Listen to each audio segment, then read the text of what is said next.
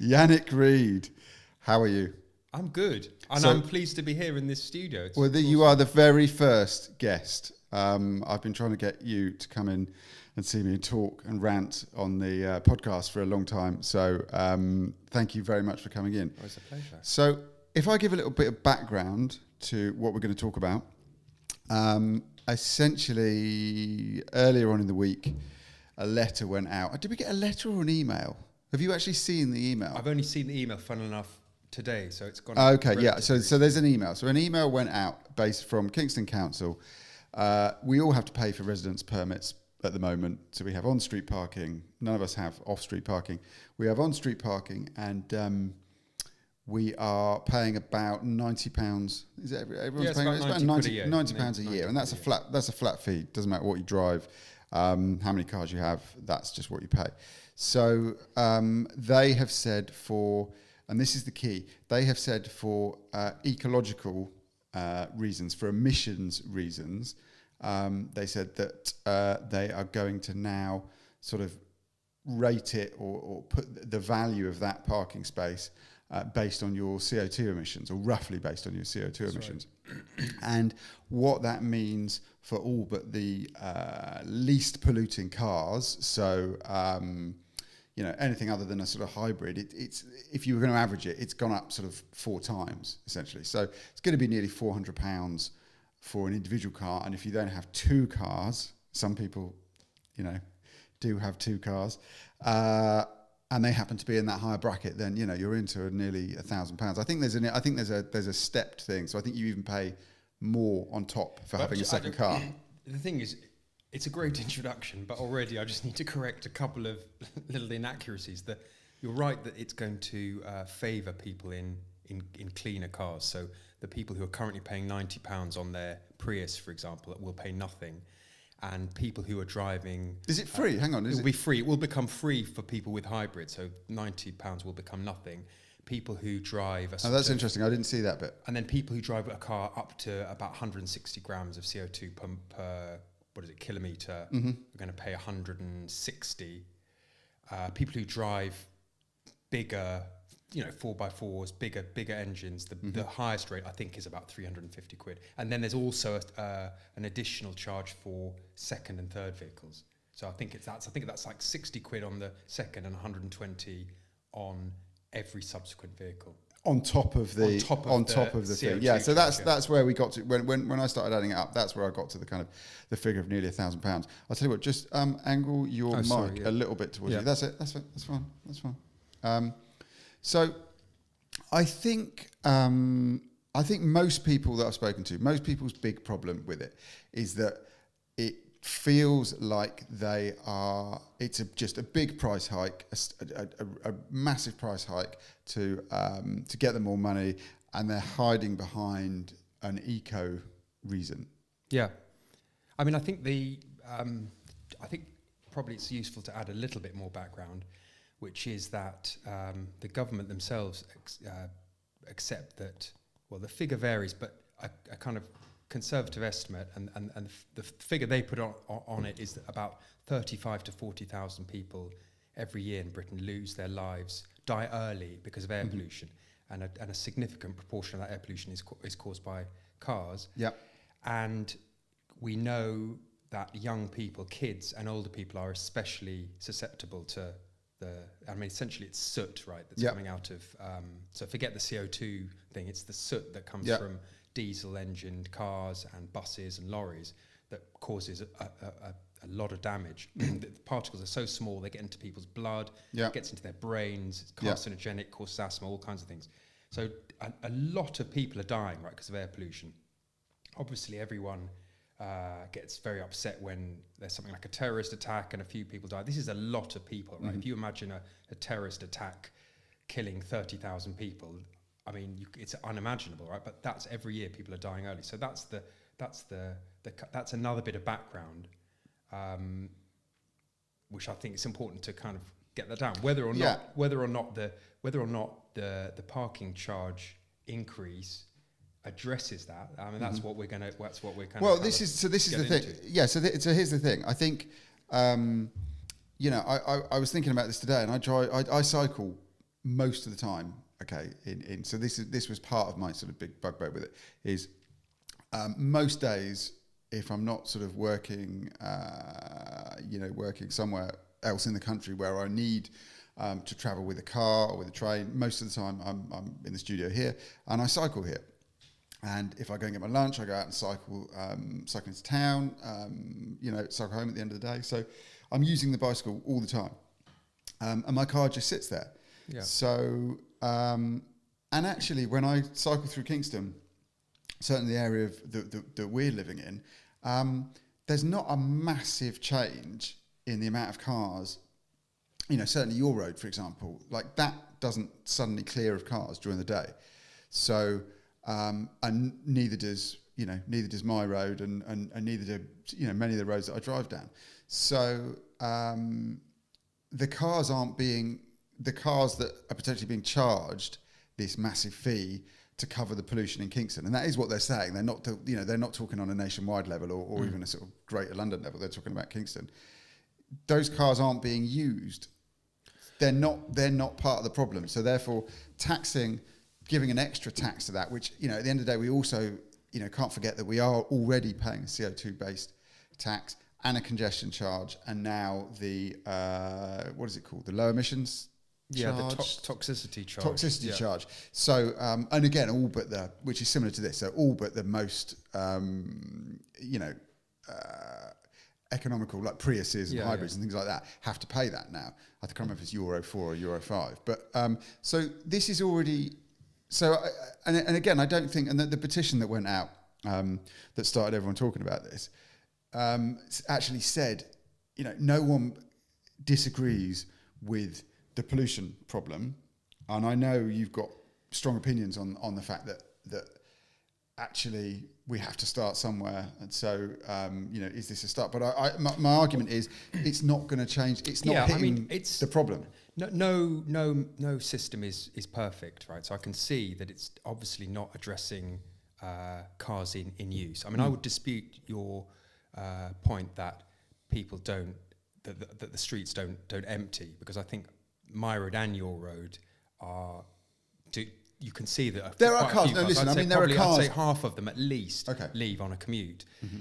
The other thing to mention is that around 40% of all car journeys are less than 3 miles, and that applies as much to people living in North Kingston as it does anywhere else in the country. So that's a fact, So I think their aim of trying to reduce particular short car journeys is admirable and necessary, right? Mm-hmm. Because as well as the threat from air pollution, there's climate change, and I know that I think that the threat of climate change is so huge that it's almost unimaginable, and people put it understandably put it to the back of their minds. It's like the threat of extinction of man is so huge. There is. Yeah, so there is that. There's no arguments. There's no arguments there. And actually, but I mention that because it's what they're trying to do. Right, what they claim to be trying to do is an important cause. What it comes down to is whether this particular measure is going to have the effect the result that they claim.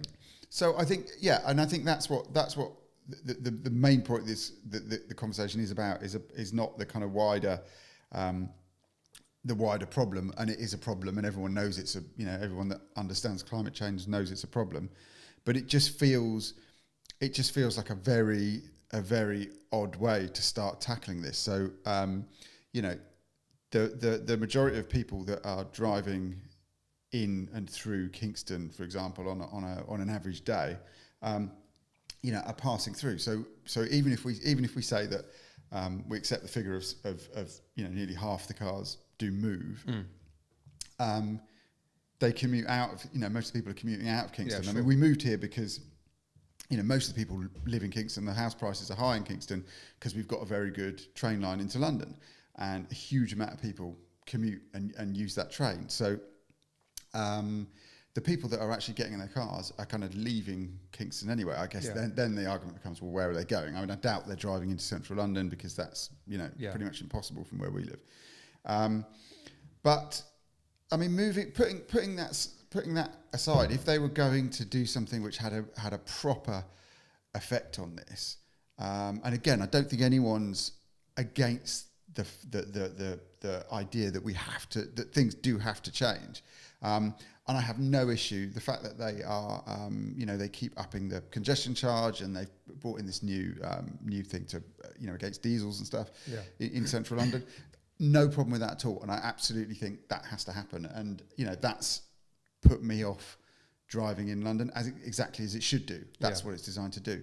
I think when it's, I think the government as a whole, but I think Kingston Council is so behind in the provision of that kind of stuff. So, for example, if we say, for argument's sake, so just for full transparency, I have 2 cars. Tell us what they are. So one of them is a Toyota Land Cruiser, okay, but it's a circa 2000 Toyota Land Cruiser. It's about 19 years old now. Yeah. We need the engine size and it's a fuel 3 litre. type. It's a 3 litre diesel, okay, and I also have a Toyota Hilux, which is a much newer. I think it's Euro 4, but that is also a 3 litre diesel. Bought, of course, when we were told that diesels were the way to go you were, economy. I know, that doesn't stand up anymore.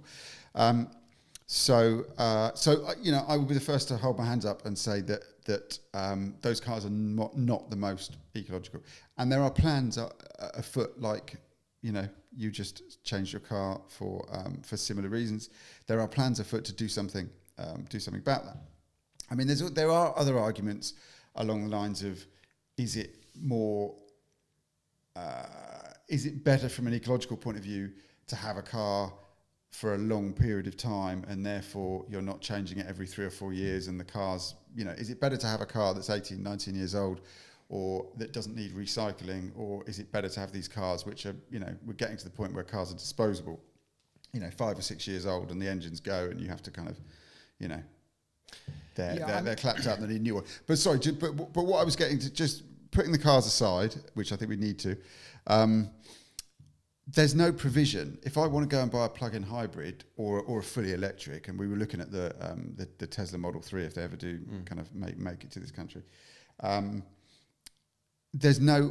can't buy one because there's nowhere to plug it in. There's absolutely no provision for that car. Can't you run a cable out of your bedroom window and then to the tree outside your house and then down to... That would involve me being able to park outside the house every day, which of course, we can't always park outside the house. No. I mean, I think one of the points that I think there are 2 things for me. One is the claims that the council are making in justification of the increase, and one of them is to encourage people to cycle and walk more. And I think that, although it's an admirable aim, I think it's far-fetched because to put a kind of argument on your behalf, if you increase the cost of a parking permit from £90 to, let's say, £900, and thereby massively increase the fixed costs of owning that car, then actually it makes economic sense to use that car more to reduce your cost per mile. Do you see what I mean? The logic is skewed on that. Of course front, it is, right? but I know what you're saying.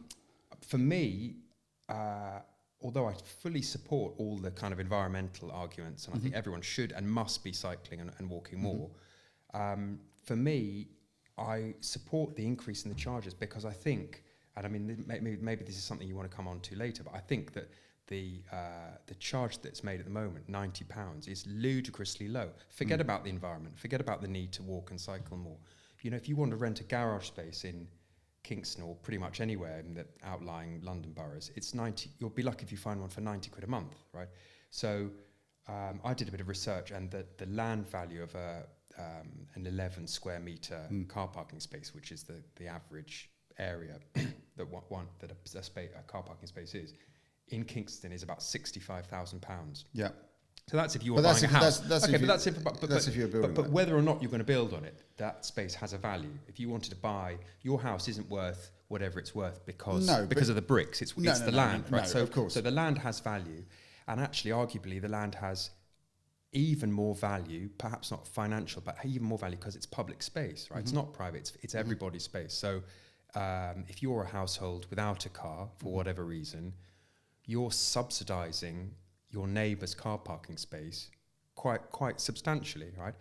So that then, all the people that are kind of losing their shit about this increase, the question that I put to them is, how much do you think you should be being charged? They're the people that are going to say it should be free. I should just get a token. We should paint. We should paint house numbers outside each house. No, and you get a thing. But I think, just to finish the point, I would say that the price of the parking permit should accurately reflect the value of the land. I was talking to our friend John about it, and he said, well, obviously he made the point you made, which is they're not going to build on it. But the point is, there's lots of other things that could be done with that. When we had all the street parties a few years back for the various royal, whatever they were, births, deaths, I can't remember, weddings, people emptied their streets of cars, had a party, everything. And there was a little bit of a glimpse of how versatile that space can be. And I'm not talking about parties, but I'm talking about turning those spaces into, you could have green spaces, you can have cycling infrastructure, you can have children's play areas, you can have all kinds of things that make the environment much more pleasant for all.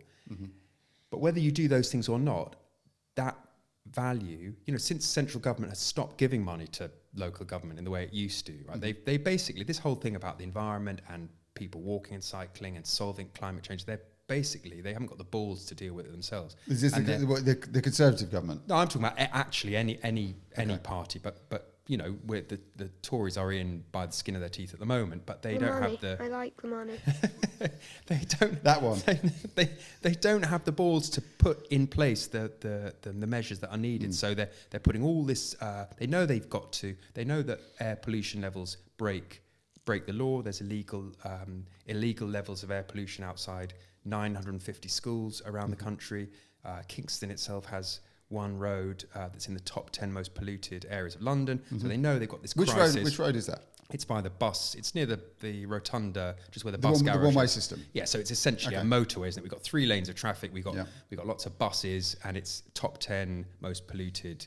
It's number 6, I think. And they are kind of doing a few bits. I mean, they've spent a huge amount. I still can't picture exactly what it is they're trying to do with. I know you've explained about the whole kind of that the train station being an island and them linking it all, and I know they've put the new bridge in. There's going to be sort of there's lots of stuff going on, and it's all they've been given a big bag of money from TfL, and they're doing all sorts of things that are we'll wait and see how effective they are. But there's some good stuff going in, and but the point is that all this thing has been farmed out to local authorities, right? So things like the parking charge are local authorities' one of their attempts to reduce air pollution, and increase the likelihood that people, boost. But the parking charge, and going back to it, because it made me think when you were saying, about the value of the parking space.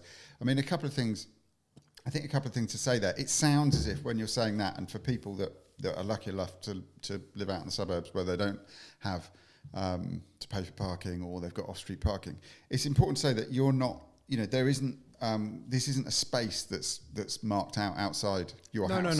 No. So if I'm working late and I've come back, and this has happened many times, sometimes I can't park anywhere near, so I'm parking sort of 100 yards up the street. First world problems and all that. But these aren't. So the point is, I'm paying £90 for the chance to possibly be able to park. And actually, that permit parking was never anything to do with the council sort of just raising money. It was actually designed to stop everyone, just because Kingston's a big town centre. Yeah. It's got to pay for itself. And anywhere where it's got to pay for itself. But anywhere where paid parking is brought in, is basically to stop people commuting and travelling to Kingston and just parking there. And kind of moving, which does move into the point of, which again has been raised by quite a few people, which is actually, if you're going to raise that, why not make it 15, 16, 20 pounds or whatever, like the NCPs are in central London? Why not charge that to come and park in the shopping car parks for people that are coming outside of Kingston and coming in to use the shops? Why are you charging the residents and you're not, quadrupling the cost for the people that want to drive into Kingston? Well, Because we got a train station. We've got two train stations that serve it. Just to go briefly back to my idea about the land value and the charges being a kind of fair and accurate reflection of that value. I would charge the permits I would charge more actually than you don't give them ideas than the council, and it will go up. I mean, obviously this is the kind of thin end of the wedge, and the price is going to go up. And I also read that they're going to start charging for the use of motorcycle bays, which is a whole different show.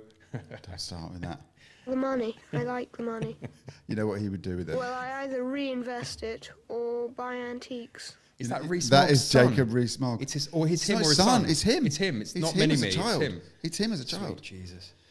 But I would actually, so I would charge more, but I would give people non-car owning households a grant. I mean, call it what you want, call it an electric bike grant or whatever.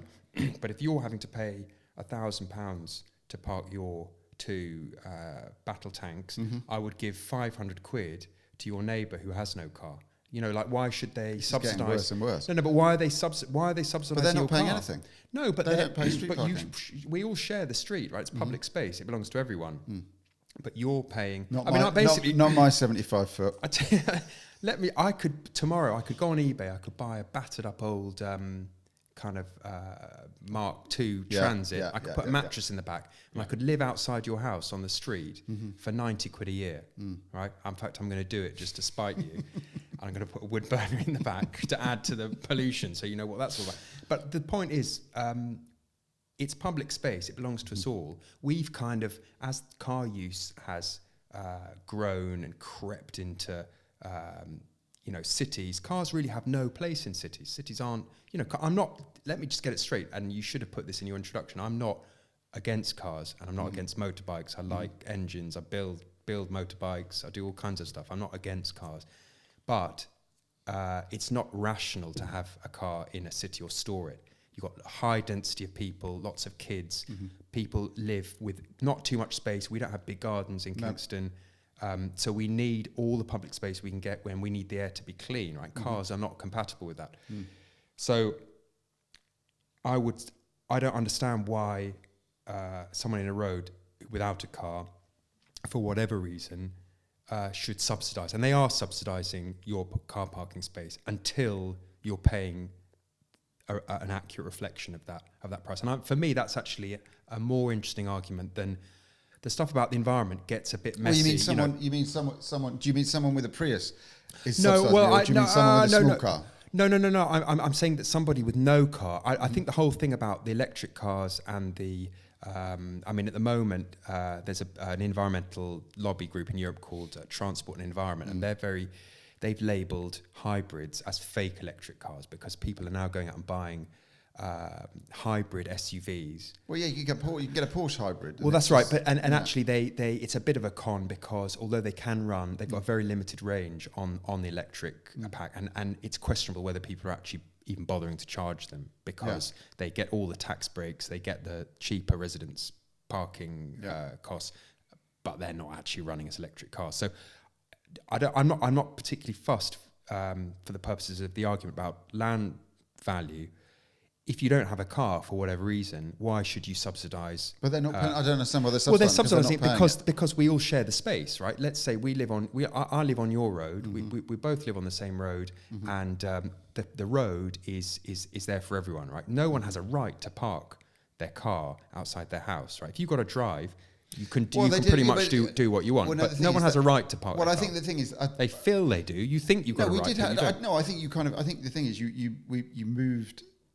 we moved here with the idea that, we knew that we had to get a permit when we moved in. We did, that came up in the survey. Yeah, you've got on-street park. There's on-street parking, and you have to pay for it. So there is this.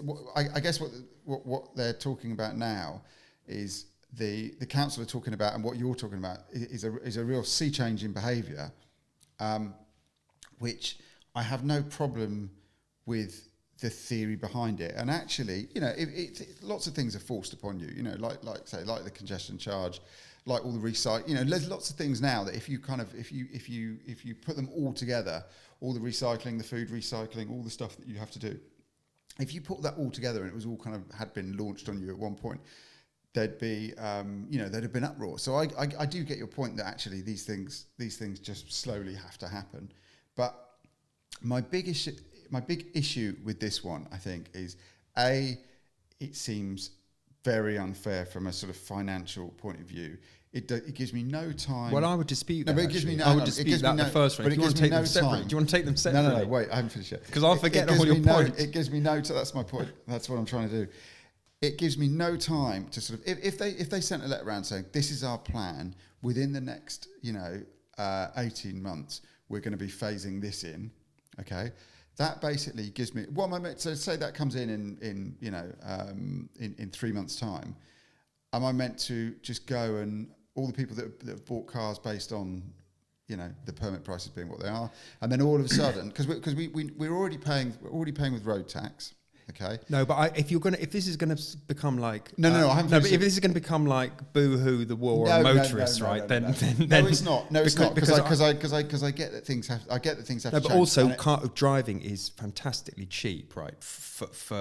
But there's this notion. It's a fallacy that driving is expensive. That the motorist is oppressed. That they're constantly being hit with charges. Actually, the opposite is true. Motoring in this country is subsidised to the tune of billions and billions of pounds. Sure, there's a revenue from vehicle excise duty, from the tax on petrol, from tax on the sales of cars. It generates tens of billions of pounds. Yeah. But when you factor in the health costs, so the costs of 40,000 early deaths, the costs of road traffic collisions that result in the deaths of about or around 2,000 people, but many more injured. Those costs aren't borne by motor insurers. Like you'd think, well, if I run someone over and kill them, my motor insurance is going to subsidise the accident emergency or the air ambulance if that has to come or whatever. It doesn't. No. That comes. So there's a huge cost, and the various different calculations depending on what you take into account, because there's all sorts of factors like quality of life and productivity, all sorts of things. But even a conservative estimate has the net cost of motoring like it's 100 billion or something mental like that. So do you mean compared to other countries? I mean to the cost to the nation. So if once you start factoring in the cost to the, the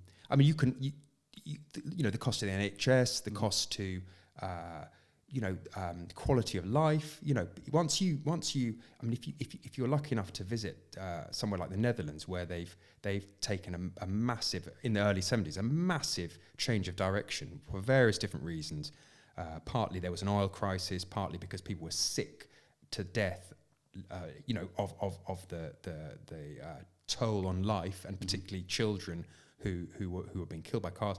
And over the space of starting in the early 70s, they dramatically changed the way that they were building, designing cities and altering the ones they had already, so that they put people above cars. And actually, you go there now, they haven't banned cars, they're not banning cars, but these are towns and villages and cities for people, and it's dramatically different. You go there and you could take the most ardent petrol head there, and they would think, do you know what, this is nice, this is actually nice. Absolutely. Right? And listen, that all makes complete sense, and there's probably an entire podcast on kind of on Amsterdam and what it's like to be there and what it's like to cycle there, but we're living in Surrey, or living in Kingston in the UK, and I was thinking about this. I was thinking, okay, let's first things first. Actually, getting rid of one car. We've been talking about it for ages. So that bit of it. There's an element of that bit which might do its job, which will hasten that. But let's say, for example, that we were gonna remove the car completely, and we were going to say, well, look, we're not going to pay. We're not willing to pay. Whatever it is. We're not going to go out and buy a hybrid because we can't plug it in yet. The alternatives that are available at the moment don't work. So the rail system is hugely flawed in this country. That infrastructure isn't there. At the moment, they're spending, a huge amount of money on the new line, which I forget, HS2, which isn't gonna mend the kind of broken railways that are around the rest of the country. So it's a well-known thing it's not an easy thing. It's not a cheap thing either. So it's cheaper to go and hire a car than it is to get the train. Yeah. Okay, which makes no sense. The other thing is that I don't know how you've hired a couple of cars recently, but some of the things that they're starting to bring in now is quite heavy mileage limits on things because people are hiring cars and using them as delivery vehicles. So they're basically starting to put mileage limits on things, which mean that this idea of I forget, is it Zipcar? Is Zipcar still going? Yeah, it's car share scheme. So the Zipcar thing, which I joined briefly and thought that was a great idea, but that doesn't work. I don't need a car in Kingston. I don't need a car for local. I've got my bicycle. I've got an electric bike, which I can go slightly further afield in with.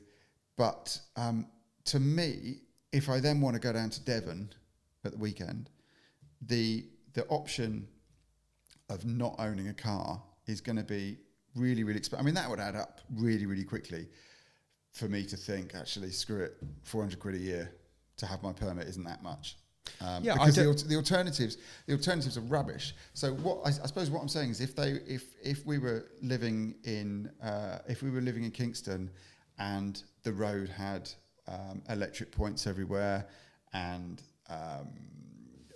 they brought in things which we could go, well, actually, look, we genuinely don't need our cars. I totally accept that. That's not there. And the thing is, they haven't even said, and they probably won't, they haven't even said, and we're going to use this money to spend on a better infrastructure to mean that you don't need to use your car. They haven't. Well, I think they do. They do, but they haven't even said that. Well, to give them credit, I think they do have a plan. They do have a plan to improve things for cyclists beyond the money that they're spending. That they've been given. They were given 30 odd million quid by TfL, which has gone towards things like the Portsmouth Road cycle lane and the various improvements to the town centre and other things. And I think they have plans to spend beyond that. But the point is they're not being properly funded by central government. Local authorities are getting less and less money every year, which sort of forces them to do things like this, whether or not they're going to spend the money,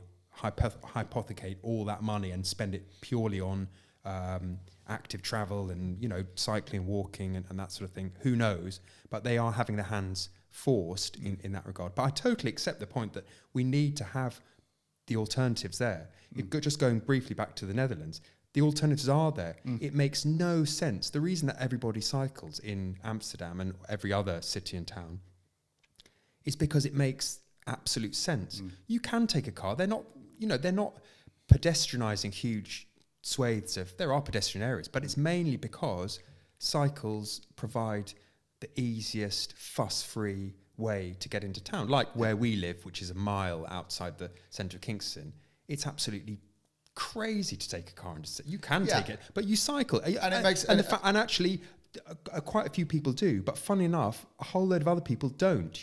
So it's about there's the difference between. I accept there's plenty of journeys that are not practicable or even safe at the moment because the provision hasn't gone in. But equally, there's a whole load of other journeys that are possible and that people haven't yet thought.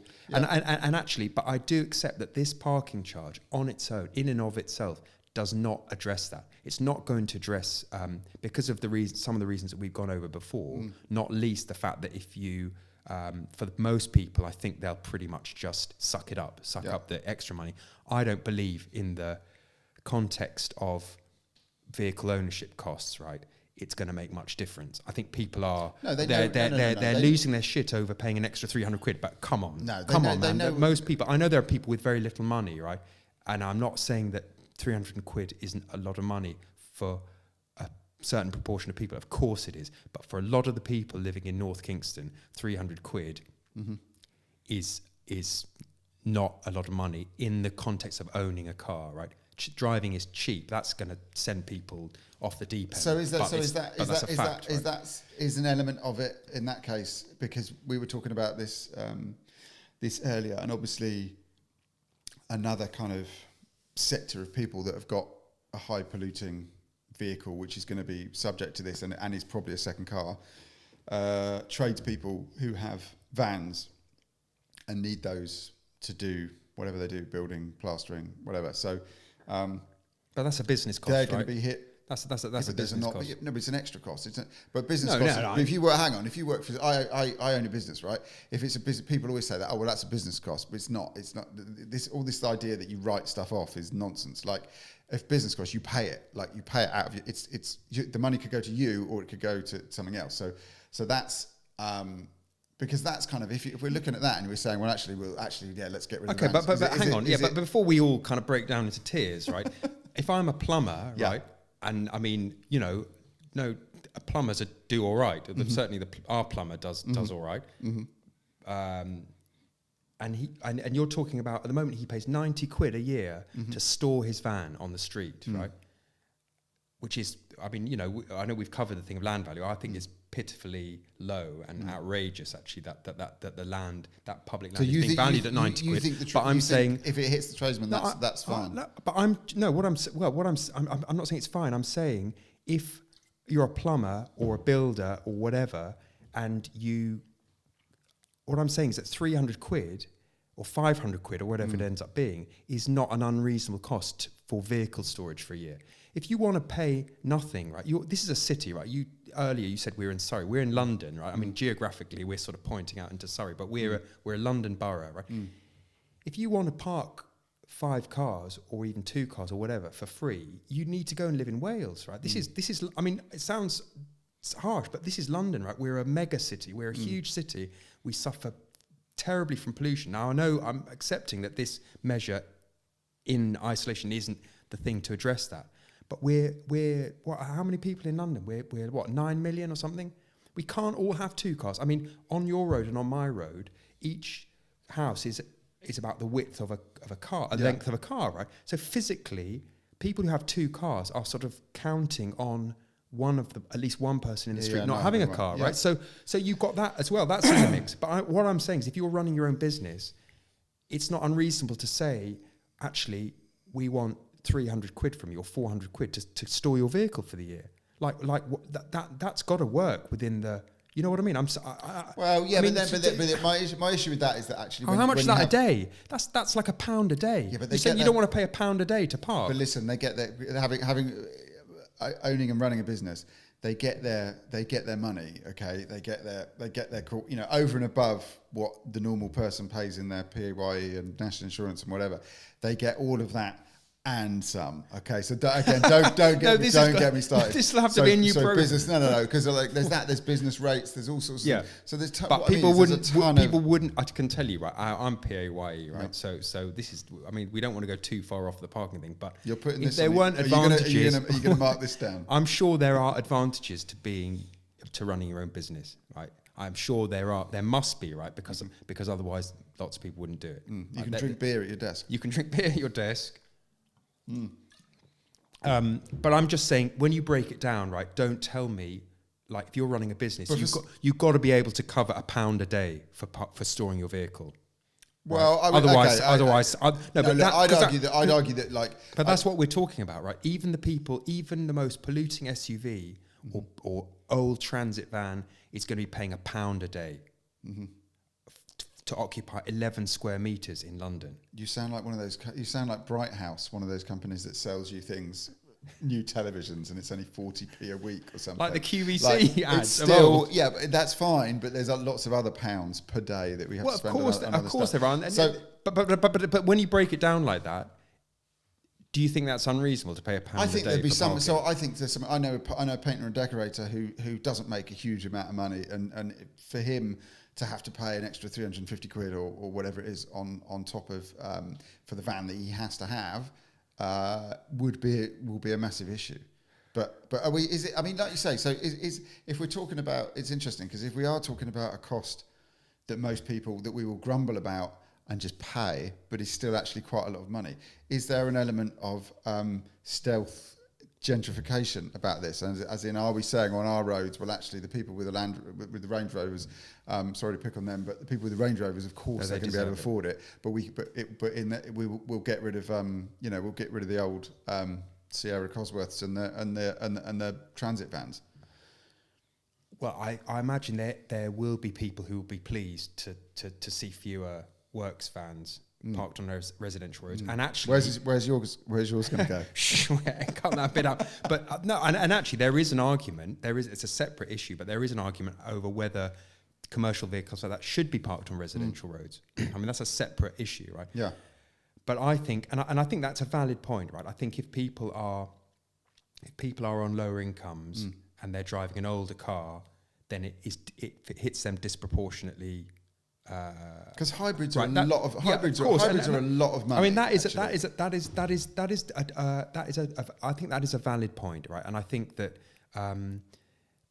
it's not answered by my. I mean, I would definitely do a subsidy, right? I think it doesn't address the point you just made, right? But I would do a subsidy, and it would be a generous subsidy. That if you don't have a car, you're being paid maybe 500 quid a year because you're not having a car, and you can put that towards whatever, an electric bike. They're never. But listen, this is the thing, and you could start arguing for well, in that case, you should get a reduction in your council tax. I can guarantee. No, they won't do it. They won't do it. But of course, that is for a few reasons, but not least because they're getting less money from central government. So a lot of these things, it suits the central government for everyone to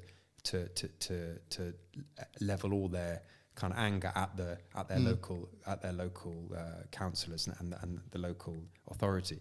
But I do accept the thing about low income families, and people who are driving older cars. And I do also accept the point that you've got to have credible alternatives. You've got to have, it's not, I notice at our local school, when I see the parents, over the last year, I've noticed 2 or 3 people turn up with their kids in cargo bikes, which are these bikes with a big kind of box on the front, and their kids are in the front. And I think, wow, that. And I spoke to them, and the 2 I spoke to were Dutch, right? They'd come over, and it was in their blood. And if you go to Amsterdam and other towns in the cities in the Netherlands, everyone on the school run, everybody on the school run, 99% of them turn up either on bicycles or on those cargo bikes, right? Here, it's not. It doesn't feel safe to do that. No, I was going to say, because that's the thing. We don't have the infrastructure, and it's too easy. It's not safe. It's too easy for people to say, well, you should be cycling, and it's not dangerous, and this, that, and the other, and that's nonsense, right? That's absolute nonsense. It's still really dead. It's everything from we don't have the infrastructure, we don't have the drivers. The driver behaviour is shocking relative to the Netherlands. Over there, my own experience was that on motorways, people drive exactly like we do. They tend to drive too close, sometimes too fast. The minute you get them into a town or a city, they drive slowly, and they're very conscious of cyclists, and that's due to all kinds of things, partly because they're all cyclists themselves, partly because the law is slightly different there to kind of protect vulnerable road users. But here, it's like an adventure sport, right? Taking your kids to school in a box, right? So I accept that, and I accept all those arguments, and I think that the claims that they're making about the charge steering people towards walking and cycling are far-fetched, actually, and I think they're a bit.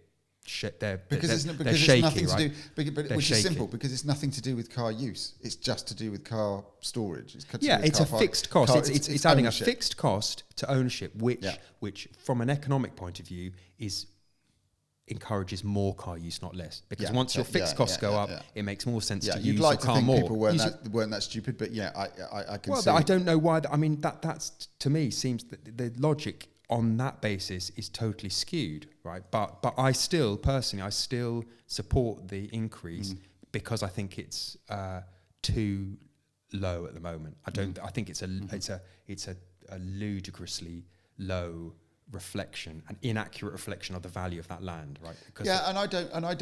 If we'd have had a letter through saying we're putting the prices up, and it's going to be, we think it's going to be, it needs to be more closer to market value. I'd have been cross about it, but I don't think, it just would have been, like them putting the council tax up. You just shrug your shoulders and pay it. But I think it's because they've gone for this this green, giving it this kind of green credentials, when I don't see enough things going on around us. And like you say, so I cycled into London for when I had a studio up there, and I used to cycle into London, 3 or 4 times a week, and it was lethal. It was really. I mean, people would say to me, I'd had a motorbike for many years, so I kind of felt that I was safer because I had that spatial awareness and I was used to sort of looking out for traffic. But I still had people open car doors on me, and even then when they put the first bits of the cycle superhighway in, most of it was nonsense. They painted it blue. And that was it. It was just road with a section of it painted blue. It was just an afterthought. Well, we've always done things in a very kind of piecemeal way. Even the even the scheme in Kingston, which has really good bits. It's not joined up. It doesn't feel coherent, it's not, right? It's not joined up. Interesting that Chris Boardman, who's was a very successful professional cyclist, and probably speaks more sense on cycling than anybody else I've heard. He's a really, really powerful advocate for cycling, and he's working in Manchester on this new scheme, and they're ploughing a lot of money into that. But the whole point of it is it's joined up. It's bringing it's a lot of not all segregated cycling, but it's about bringing people into the centre of Manchester on good joined up infrastructure, and we don't have that. It's all very piecemeal. It's all very half-hearted, and I agree. I think until we get serious about providing alternatives, right? Because this is what it's about, right? They are sincere in their aims to reduce air pollution because it's so important. We don't see air pollution in the air. Well, I mean, if you drive around the North Circular, you'll see it on the cars and you'll see it on people's windows, and you'll read in the papers, not on the front pages, but buried in the back pages about kids who've died from asthma attacks caused by air pollution, right? But you don't see it day to day. But it's a really, really serious and we keep issue, we keep failing the targets as well. I think we fail masses of targets. Like I said at the beginning, 950 schools in this country are in areas which have illegal levels of air pollution. Right? That's scandalous. That's kids. That's kids' lungs. So we need to do something, and I agree that. And in fact, a parking charge hike like this that mentions the environment and makes what I would call far-fetched claims about how it's going to steer people to walking and cycling, because I don't think it is on its own without the other things. In a way, it's not that it does more harm than good, but it gets people cross against kind of environmental measures. Exactly. And they shouldn't be. They should be realising that actually it's really important.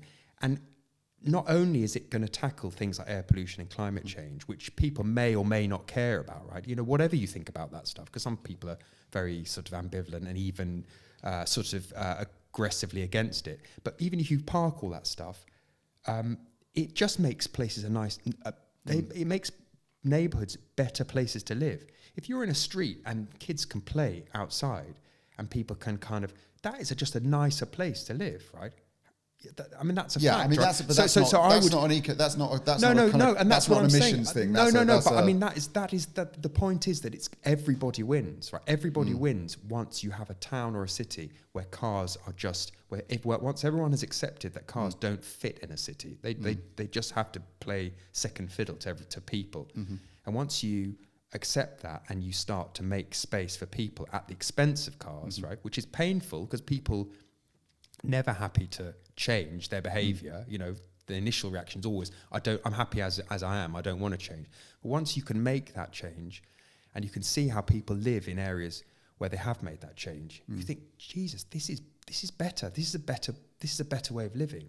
I think it's particularly living in somewhere like London, everything is so crazy and noisy and fast and moving and this and the other, that we've become blind to it. You come back and every road is full of cars. And it doesn't work. Listen, you can't drive. So what are we? The point is, what are we going to do about it? Like, how? I mean, it's easy to sit back and say there's no infrastructure for electric cars. It doesn't exist. And I accept that. It's easy to say. There's no alternative, but there's no in terms of just transport alternatives. Okay. Yeah, I accept all that. But what are we going to do? What are we going to do? So just, I mean, to talk about what you were saying earlier about people accepting climate change and accepting that they have to change. I mean, if you look at the sales of hybrids, I mean, most people you speak to now, you were pretty close in getting a hybrid, but most people you speak to now are fully, not necessarily 100% electric, but most people are now considering hybrids for the next car. Most people I speak to who are seriously thinking about replacing their car, you know, are happy to look at and get a hybrid. So I think people do understand, because those cars cost more money. So I think, you know, the people that can do it are going to do it. But going back to what I was saying, but even that isn't. But I mean, just to.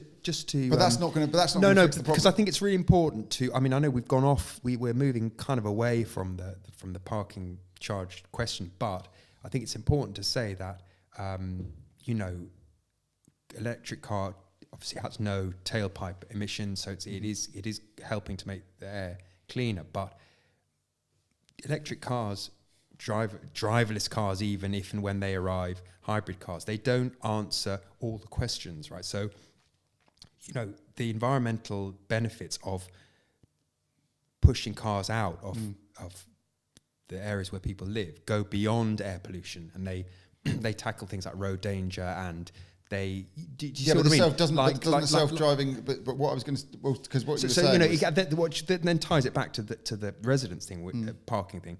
Ultimately, we have to do something that is going to result in fewer cars. So although we do need alternatives, I mean, we haven't, you know, we're trying to get to how we move to that. But there have to be fewer cars, right? Yeah. But listen, so the car companies, I remember interviewing someone at Google who was part of their sort of, they call it their moonshot area. Bit of the company, and basically they look at really crazy projects. So one of them was flying balloons or kites with wireless radio transmitters, so that they could bring Wi-Fi, 3G Wi-Fi to places in Africa. So it's things that would physically work in theory if you built them. You know, giant solar sails that are going to sort of, you know, gather energy from space and things like that. I might have made that one up, but there are things like that. Sounds good, though. That does sound good, doesn't it? And the guy was saying that cars and car manufacturers now, and actually I've spoken to a couple of car manufacturers who agree with this, they know that their days are numbered as car providers, and that basically the car manufacturers of the future won't be providing cars, they'll be providing transportation. And so, weirdly, I think what you were touching on then with the electric, if we start talking about electric and driverless and completely autonomous, obviously that fixes the road safety potentially. Well, I don't know that it well, does. I know there's the thing. I know there's the thing. There's a group of nuns and a group of children, and which no, I don't. But yeah, I don't. You know, Because is it a religious car, or is it, you know? No, initially I bought into that. I really bought into the dream that driverless cars would be the best, a better driver than any person. Because have you not seen Demolition Man? No. Oh, what the Stallone one? Sylvester Stallone one. Yeah, the driver. That's a kind of vision of the future. Does he what? No, I can't remember that scene. Driverless cars throughout. Oh, is it? But I mean, I know because obviously, like, computers don't get drunk or angry or tired, or there's that thing. So I really bought into the wow, this is gonna be amazing. But actually, the more I kind of read about it and think about it, one, I don't think they're anywhere near. The technology is evolving, right? I get that, but I think that it's just as likely to result in cars that are just constantly cruising around waiting for people to finish their shopping, you know, because there'll be no park. If, you know, if there's no car park space, they'll just cruise around, you know, cruising. But if they're electric, that doesn't matter, does it?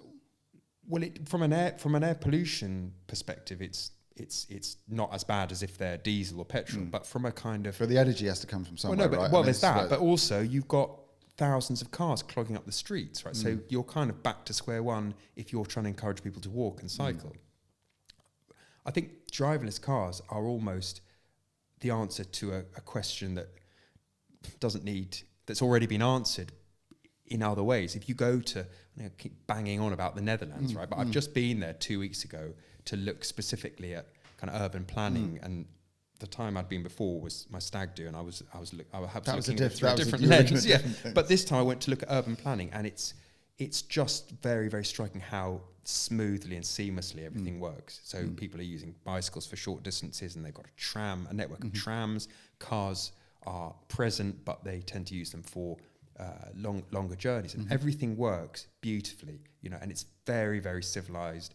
I think driverless cars are a bit of they're a bit of a red herring, actually. I don't doubt that they will come. I also think that we in this country are kind of,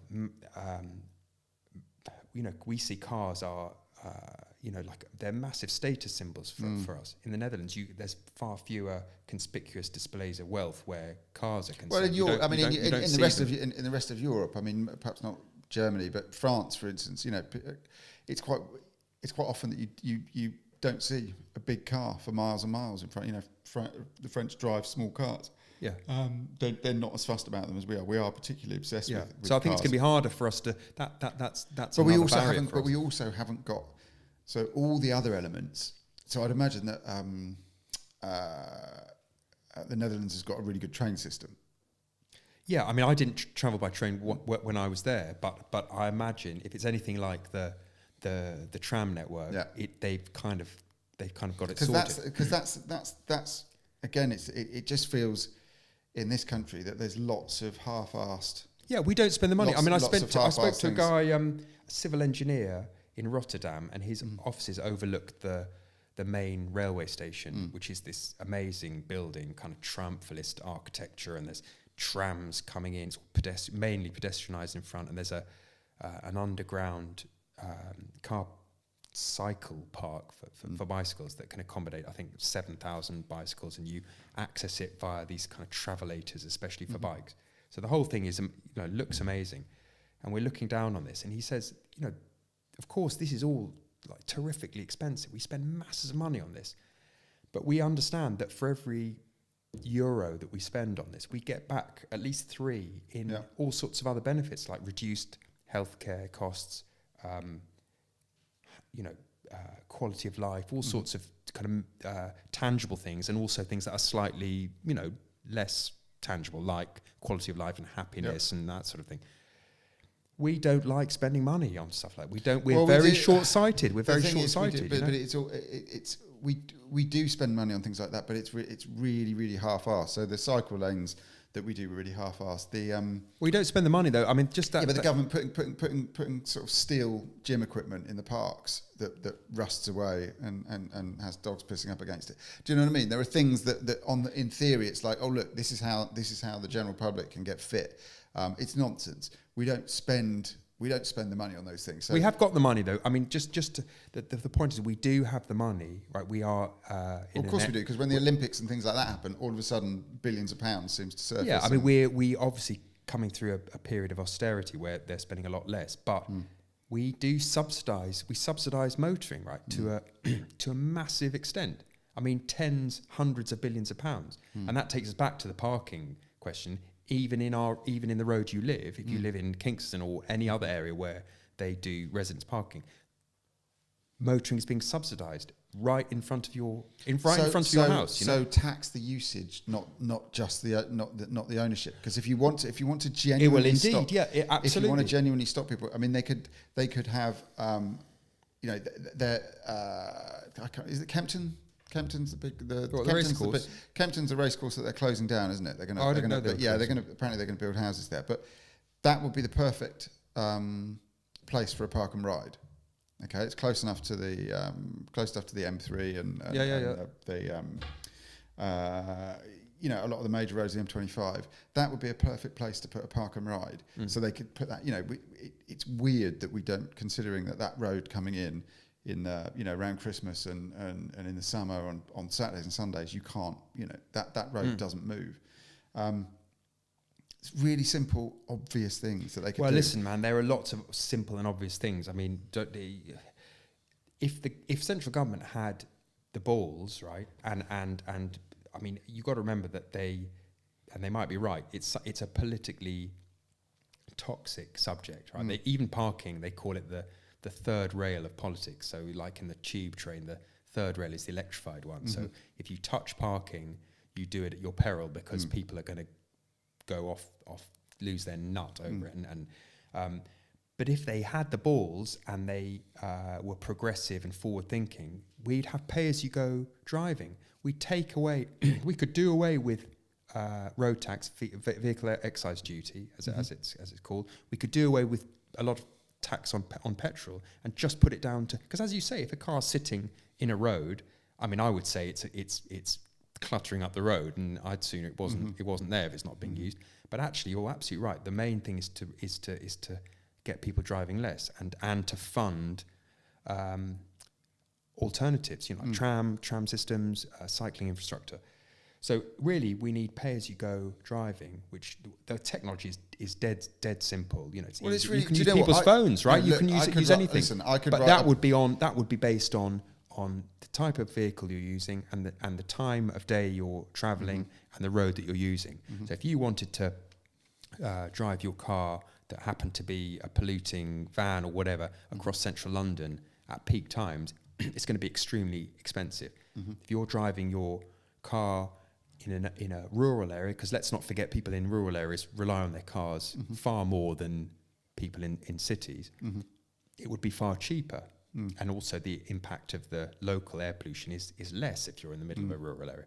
So it makes absolute sense. It's much fairer, and it kind of deals with a lot of the problems. I mean, people would obviously lose their shit over the rates because it means if you want to take your kid to school half a mile, 2 miles, lots of the journeys we were talking about before, which is the 40% that are less than 3 miles, a lot of those are going to be really expensive.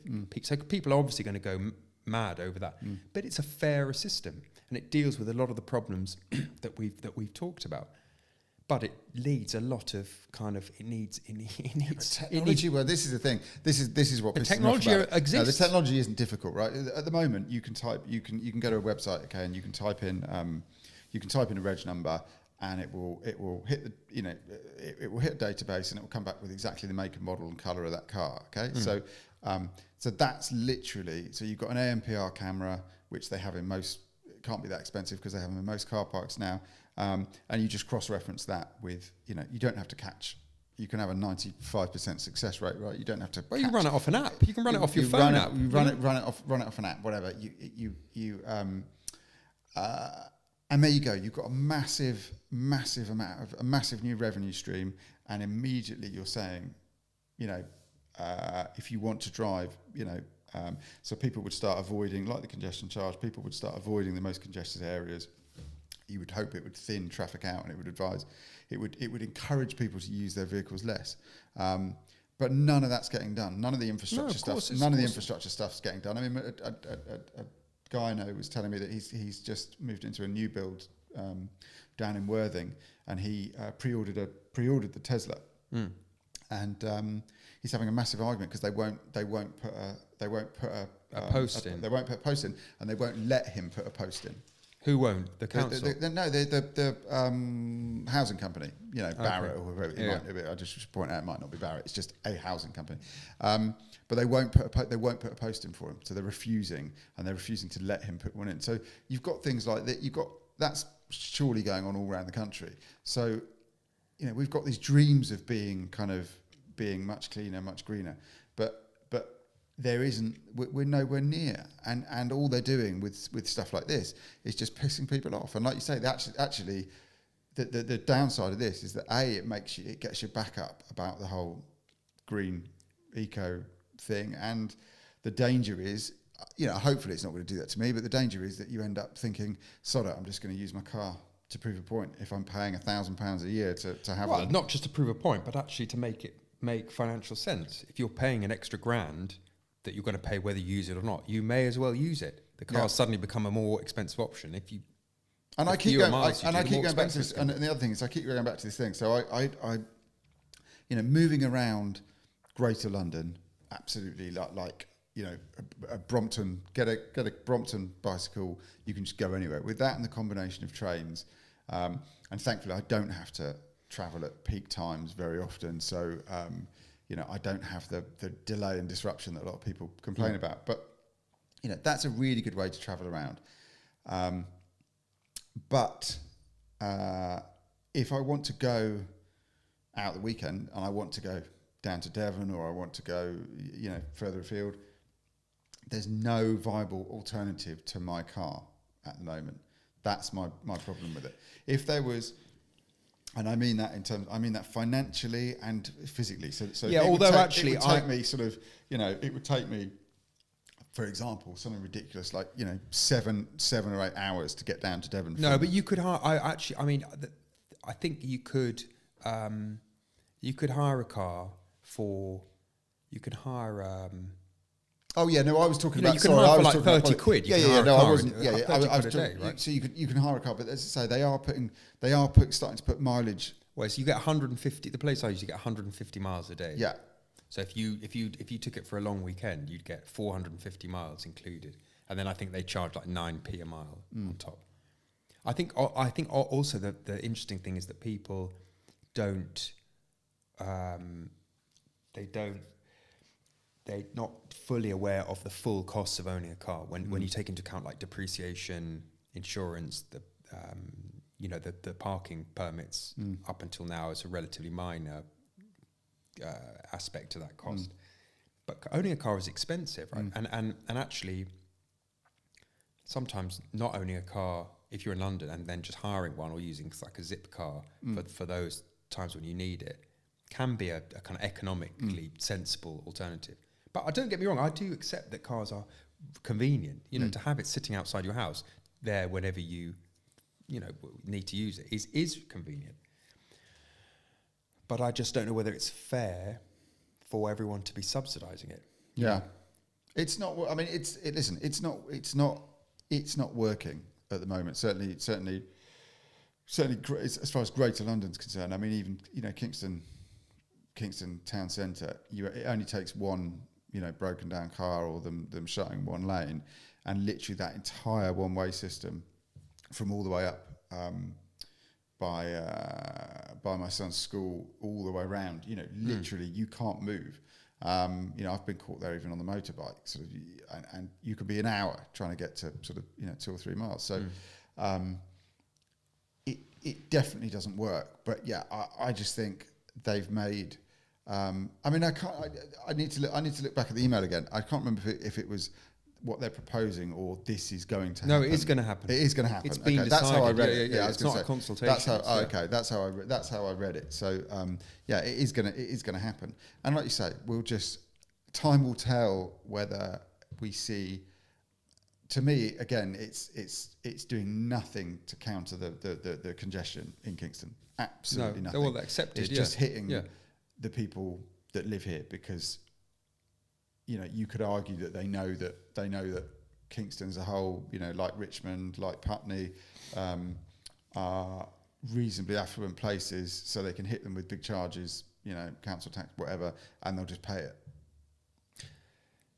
Yeah, I don't think it's purely a revenue raising exercise, although it's a fact that the council gets less money from central government. It will raise money for them. I don't know. Who's paying for the? I mean, they've been sort of putting up the pavements and widening them, and they've got this new system going across. Yeah, the new bridge. The new bridge, which went in. That's not being paid for by. That's being paid for by a grant from Transport for London. Right. Which they are obviously government funded. And does that cover all the? Does that cover all the cycle stuff? Yeah, as well? All that's been paid. Okay. And now, although we do contribute to that, well, directly and indirectly, because I think we would pay a supplement on our council tax here. Yeah. To cover it, because we're in London. But yeah, that money is an extra. That's a kind of bonus for Kingston residents. They picked 3 boroughs, and we were one of them. Lucky enough to get. Who else has got it? I always forget the other ones. Walthamstow, and I've forgotten the third one. Okay. And they've all done it slightly differently in the way that they've. And is it got a bias towards cycling? Is that why all the initially, it was called. I think they changed it, but initially it was called the Mini Holland scheme. So the idea was to spend an amount per head that was sort of equivalent to what they spend on cycling per head in the Netherlands. So I think it's at least £10 a head, and traditionally here we spend nothing like that. So you've got to spend an amount per head to start to make meaningful changes, and that's kind of always, that's not a one-off charge, because obviously the population is growing and you're always having to make more and more provision if you want to keep people cycling and walking. So yeah, that's where the money for that has come from. I mean, it's not, I should say, it's not all, although London is horribly congested, and at the moment, it certainly from a vehicle point of view, and a sort of, I guess, the delivery trucks and everything else, it just doesn't work at all. And there's a whole other podcast on getting rid of black cabs and letting the Uber Priuses, do their thing. But there are, I mean, from when I was cycling 10 years ago, cycling into central London, there are now, hundreds of thousands of people. It wasn't a rare thing to do, but there was a few of us back then. Whereas now, there's a huge amount of people cycling in London. So they've spent a lot of money on all the, I wouldn't say it's safe, unfortunately. It's still, people being killed every year, but there are lots more people. That's probably as a point, as a side effect of more people doing it. Yeah. So it is starting to work. I mean, the city bikes, you regularly see the docks around, the bike docks around Waterloo and stuff empty in the morning. So people are using those. It seems to be a sort of a thing that people have adapted to. The guy that we were talking to in Rotterdam, the civil engineer, he said that the test that they apply to any cycling infrastructure that they put in is that it's got to be suitable for an 8-year-old and an 80-year-old. So that's the test. In London, a lot of the people who are cycling are young, fit men, basically. Twice as many men as women. A lot of them are sporting cyclists, so they're wearing kind of lycra and high-vis stuff and ungodly and helmets, and it's a kind of totally diametrically opposed to the cycling that you see in the Netherlands, which is everyone. It's just everyone. It's basically cycles. Everyone. Yeah. There's no. It's everyone. But culturally, we're a million miles away from that. I mean, in terms of the sort of the millennials and the people coming through now, whether it's because they haven't got the money for a vehicle, or it's just or they've just grown up with this idea that cycling and commuting by bike is more normalised. But that's another thing I was going to say, is that culturally, all this stuff and all the money they're spending is brilliant, and it is for the next generation. But the existing, you're not going to get, much as they would love it, you're not going to get huge hundreds and thousands of the existing generation out of the house and onto bikes. I just don't think it's. I'd love to think that, but I think the same sort of people. You look around Kingston, and there are old people that cycle, but they're a type of person that's probably always cycled. I mean, if you look back to the history of what happened in the Netherlands in the early 70s, Amsterdam and their cities, they looked exactly like London looked at the time. So masses of traffic. They were knocking down buildings to make room for cars and car parks, and they were even removing existing cycling infrastructure to make room for new roads, right? So they were no different from us, and the Netherlands is flat, right? That is true, but the climate is pretty much the same. But so Greater London, to be fair, actually, Greater London, apart from Wimbledon, Greater London's it's flat, not. Apart from some areas, the hills are a bit of a red herring, right? So let's forget about the hills. And they, a few things happened at about the same time. There were a few years where the number of kids being run over and killed was just, I think, 400 or 500 a year, and people, and then one journalist child was killed, and he wrote an article that had a massive effect on people, and kind of helped spur a movement called Stop de Kindermoord, which means stop killing children, our children.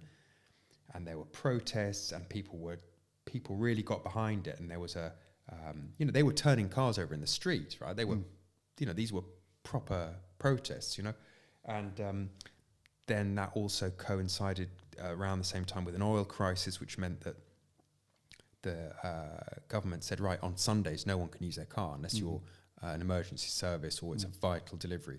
So the streets were empty on a Sunday. If you wanted to go out anywhere, you couldn't take your car. You had to walk or cycle. People were having picnics on the motorways. There was, so that kind of got people out of their car seats physically and kind of mentally. They had to put themselves in a different place. And and then they started doing some experiments where a couple of towns put better infrastructure in. And then I think it was like and also the effect of the oil crisis was we can't rely on cars in the long term. What if this goes on? We've got to make other provisions. Everything changed. I mean, you go there now, and I mean, you can tell we're almost 50 years behind them. And so what happened to us? Because there was a point. Well, listen, man. What happened to us? Not everyone had cars, because there was a point after the war. Yeah, after the war, people didn't have cars. No, people didn't have the money for cars. Everyone cycled. Yeah, lots of people cycled, and people used to go on cycling holidays, and they used to even there used to be trains that were not commissioned but sort of chartered, or whatever you do with a train, and a group of 100, 200 cyclists would go up north of the day, cycle around, and come back on the same train, So it was very much part of British culture, and actually, funnily enough, in the late 30s, if you built a new road of any kind of size, you had to, by law, include segregated cycle lanes, right? So in the UK? In the UK, yeah. And actually, there's a guy called Carlton Read who sort of rediscovered a lot of these cycle lanes are still in existence, but they're a bit overgrown, and he's doing some work to rediscover them and actually hopefully recommission them, right? So it's not like we didn't understand the merits of putting in cycling infrastructure, but we're totally, as people got more prosperous, and they would in those, people would have bicycles, they'd have a motorbike with a sidecar when they had children, but people, the car ownership grew and grew and grew, and that has been at the expense of cycling. It's been at the expense of air pollution. It's been at the expense of the quality of life in cities. It's been at the expense of a whole load of things.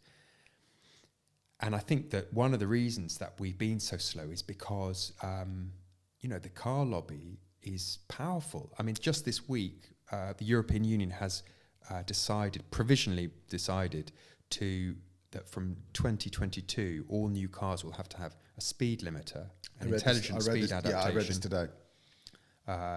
Which is, at the moment, it's a speed limiter that when you get to, say, 20 miles an hour in a 20 or 30 in a 30, you get resistance from the accelerator pedal, and you can push through it. It's not like you can't accelerate. Yeah, and also I read that you can actually you will be able to turn it off.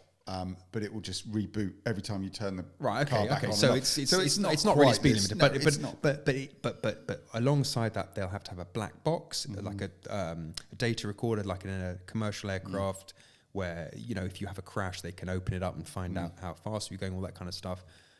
Also, because you know new drivers now. Did you know that if you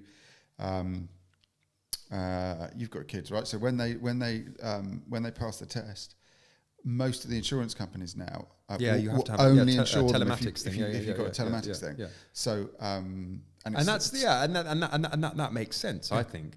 But the point is with those other measures is that they have been fighting the car manufacturers. I mean, to me, that's common sense, right? I mean, like why don't cars have a black box? Like, why should you not be accountable if you are in a crash, right? Why wouldn't you want for the police to open the box and find out how fast you're driving? What are people trying to hide, right? Because you can just make otherwise you can just make it up. Why do we allow a system where so a lot of the new scheme in Kingston and the areas around the schools here, they're 20 miles an hour, right? But actually almost nobody drives at 20, right? So Why do we have cars where the technology has existed for decades, right? To limit the car limiters have been around for I mean, literally 100 years, right? They're almost as old as cars themselves, right? But the car industry has fought tooth and nail over the last few decades to stop this legislation coming in, and it's finally come in, right? So we're very slow. That's one of the reasons that we're so slow. But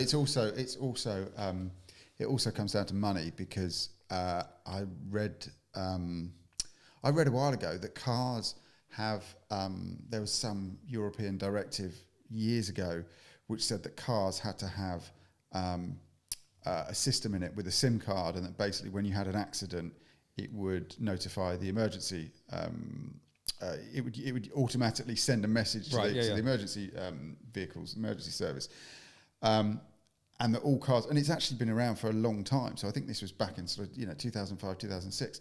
But basically, no one could agree who was going to pay for it, because obviously it was a SIM of some sort, and someone would have to pay for that. So it was with either the car manufacturers. The car manufacturers didn't want to charge the customer for it. The insurance companies didn't want to charge the customer for it. So, and the customers, no one thought the customer, the driver wanted to pay. So it wasn't implemented. I think now, on some kind of higher end cars, they have that system and it exists. But I mean, there's loads of technology. My understanding is that every airbag system in every car has a little telematics. Well, that's probably what I'm talking about. Yeah, and actually they're there to allow the data to be retrieved after a crash, and by what sort of data? Well, things like how the airbag has performed and various other things, but it's not data that's accessible by the police. All these technologies have been in existence for ages, but we just dash cams. I mean, we like Russia were the first. You've got all these crazy YouTube videos from Russia because they've had dash cams for years, and then we've only just kind of adopted them in the last 4 or 5 years in this country, even though they make complete sense. I mean, I think people want the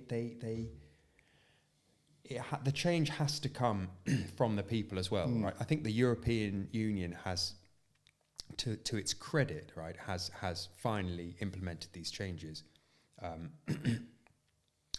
much to the chagrin of, I noticed the guy Edmund King, who runs the AAs, even today, following the announcement, he's banging on saying, well, the case for the safety case for speed limiters is unproven. Well, clearly that's absolute. Yeah, but bullshit, that's AAPR. They do that every time anything comes up. This is about the car lobby, and the point I'm trying to make is that Well, you said it's like the gun lobby. You said that it's our equivalent. It's taking cars from British people is no easier than taking guns from American people, right? From what did Charlton Heston say? From my cold dead hands. That's how people feel about their cars in this country, right? And but I think that's changing. But I do think that's changing. Well, it does with the young people, because fewer and fewer young people are having. God, that makes me sound like an old fart, doesn't it? The young people, but fewer and fewer people are passing their tests. I think people don't. The sense I get is that young people don't aspire to own a car in the way that we did when we were young. It was actually like a rites of passage. If you didn't have a car by the time you were, and actually that, remember what Thatcher said when she was reigning, that if you were a man of 30 and you were still getting the bus, you were a failure. Well, I either reinvest it or buy antiques. Yes. Yeah. I mean, that's what she said, right? Yeah. But counter. But it was different. But I mean, there's a lot to be said about that, because it was a very different time. I mean, I was trying to explain to my son the other day that, my parents, that even if you were sort of doing okay and you were middle class, cars were really expensive. So we always had second-hand cars, and then I think my dad got a promotion. The first new car we ever owned was a Maestro, of all the cars to buy brand new. Oh yeah, they're cheap. We bought a Maestro. But what I mean is that, and then looking back to sort of us having the cars that we own at the age that they own their cars is ridiculous. Yeah. But I mean, if you but cars are cheap now, but or wages are better. I think it was the well, I think a bit of everything. But I mean, I think it was the mayor of Bogota in where is Bogota? Is it in Colombia? Christ, I've completely forgotten. Anyway, it's somewhere in South America, Bogota, and he said that the mark of a civilized society is where not that poor people drive cars, but that the wealthy people take the bus, right? And that is an important. That's a powerful thing, right? And it's true. We've all got to. Well, that's a socially. I mean, that's a massive can of worms, isn't it? The whole kind of bus usage. Well, yeah, but it's not about buses, is it? It's not really specifically about. I mean, forget the bus part. I think what he's saying is we need to just. I think we need to have a slightly more kind of egalitarian approach to everything we do, you know, and that is something that I think the Dutch have in their psyche more than we do. I think they just have a more, and it's why you don't see so many conspicuous displays of wealth, and it's why they take a kind of collective responsibility for public space. You know, in my road, I you know, there's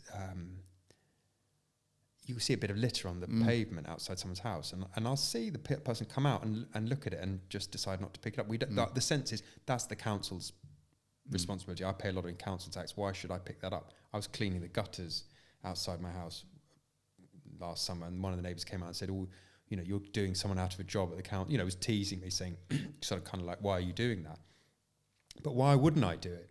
Like, there is a sense that it's somebody else's shit, that let them do it. Yeah. And that ties into our interpretations of public space. And right at the beginning I was saying, but that ties back to what I was saying about the value you place on the car parking space outside your road. That doesn't belong to me. It doesn't. I've got no right to park my car there. And the fact that I'm charged 90 quid to do it, and I think that any increase over that is an abomination, and I'm going to start a petition. Like, that petition is nuts that guy's put out on change.org. Well, and he's written it in... there's a lot of typos. It sounds like he's written it drunk. I mean, like, maybe he did. Maybe he's so angry. It's incoherent. He could have actually thought about it a bit more and just said it doesn't make sense on the logic is skewed, right? You know, you don't think it's going to get anywhere close to the revoke Article 51. Well, the 6 million. I don't know. I think it's got 1,500. It's 1,500. Well, I mean, good for him. I'm all for. It's great that people take action. It's good that people. You know, I'm not criticising him for having done that, and I'm not criticising people for signing it, because I think it's flawed. I'm not disputing it's flawed. I do think the charges should be more than 90 quid, and quite a lot. Okay. I mean, but not for the reasons. Not for the reasons that they've. Well, partly for the reasons, but I think they are indirect and long-term benefits. You know, they're not. They should. It's a bit. It's too shaky to claim that they are the primary reason for doing it. Okay. Well, look, we've managed to circumvent all of that. Talk about lots of different things. It's been fascinating. It's been quite dry. It's been quite dry, for us, for our conversations. It's not what we talk about at the pub normally. No, we've toned it down, which I think is good. It means most of it will make it onto the internet at some point. I'd quite like to come back and do something kind of a bit more, bit less serious. A bit more racy. What the fuck is the internet? And I can use more of my sound effects. Well, listen, and it wasn't quite the look. I had this one. I thought this was going to be a proper, but no, that was meant to be the round one. I thought this was going to be a real battle. If it got out of hand. Yeah, if it got out of hand. I was going to stand up actually if it got really, because I know this mic goes up on. Well, listen, that was very interesting. I think we sort of, I think we pretty much agreed on the kind of the fact that the reasons behind it aren't quite right, and it looks like I am going to have to get rid of at least one of my huge trucks.